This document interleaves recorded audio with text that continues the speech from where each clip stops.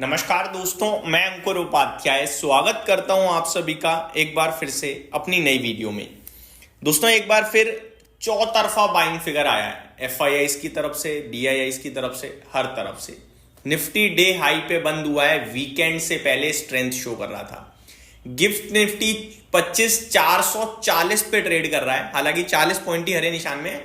Gift Nifty में और हमारे निफ्टी में थोड़ा फर्क चल रहा है, आप ये कह सकते हैं। पहले एफआईआईज के डेटा के साथ शुरुआत करना चाहूंगा। एफआईआईज कैश मार्केट में 459 करोड़ की बाइंग करके गए हैं पॉजिटिव। डीआईआईज 1707 करोड़ की बाइंग करके गए हैं पॉजिटिव। एफआईआईज इंडेक्स फ्यूचर्स में 859 करोड़ की बाइंग करके गए हैं, जिसमें से 625 करोड़ का निफ्टी खरीदा है और 171 करोड़ का बैंक निफ्टी खरीदा है। बाकी कहीं कोई खास काम है नहीं। ऑप्शंस में 10,000 करोड़ की बाइंग है और जिस हिसाब से निफ्टी आज दिन के दौरान ऊपर गया है तो ऐसा लग रहा है कि ऑप्शंस में भी कॉल ऑप्शन की भी बाइंग हुई होगी। फ्यूचर स्टॉक्स में 1787 करोड़ की बाइंग है। तो चौतरफा फिगर पॉजिटिव आया है भाई साहब, मतलब ऐसा लग रहा है कि इस बार तो चलने दो बाजार को। अब थोड़ा सा निफ्टी के ऊपर आ जाते हैं। आप सभी के साथ लगातार पॉजिटिव बैठा रहा मैं और 25,285 पे आज बंद हुआ है निफ्टी। 25,400 की तरफ जाने के लिए तैयार हो रहा है। ये मैंने आप सभी के साथ कल भी कहा था कि 25,200 का ब्रेकआउट आएगा, 25,400 की तरफ निफ्टी जाएगा। दोस्तों अगर आप टेक्निकल चार्ट देखेंगे निफ्टी का तो वो तो सुपर पॉजिटिव लग ही रहा है।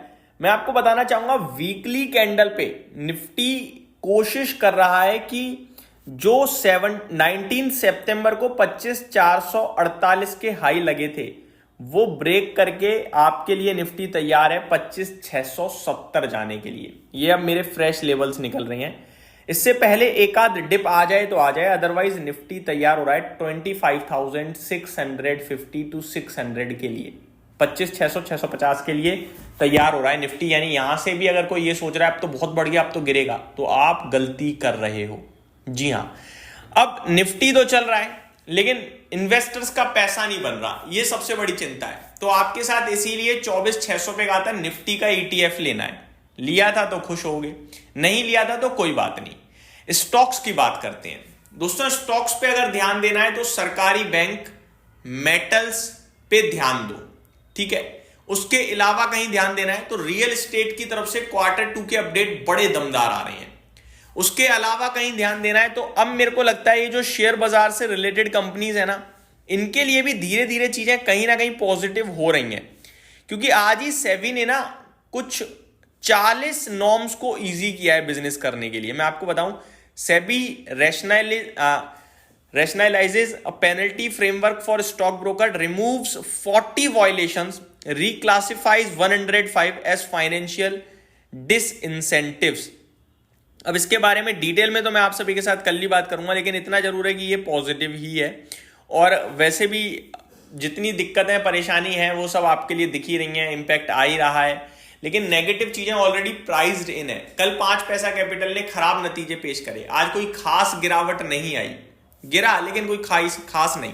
तो मेरे को लगता है जो कम खराब करेगा ना वो ऊपर चला जाएगा शेयर का प्राइस, जो ज्यादा खराब करेगा वो थोड़ा गिरेगा बस। मतलब ऐसा नहीं है कि और टूट जाएंगे खराब नतीजों से या बिल्कुल डिस्ट्रॉय हो जाएंगे, नहीं। ऑलरेडी मुझे लगता है काफी पैनिक देख चुके हैं, तो शायद संभले अब यहां पे।